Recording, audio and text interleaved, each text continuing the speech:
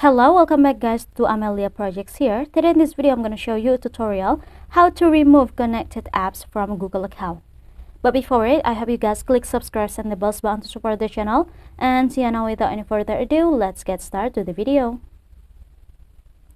Well guys, first thing first, you just have to open your Google applications to go to your Google account, or also here you can use by the settings. Just open it, and then in the settings page at the bottom you will see the Google options. Just tap on it. But here I prefer to use the Google applications. And after, just go to your account here at the top right in the corner. Now tap on the Google account, and we'll see here in this page you just have to scroll it down until we'll find here the option which is the third-party connections. You just have to tap on it here guys, and then in this page you will see the total application and service that connected to your Google account. On my phone there are only one applications that connected to my Google account, and if you want to remove it you just have to tap on the apps that connected. Tap on it, and now you will see here the option which is at the bottom, delete all connections.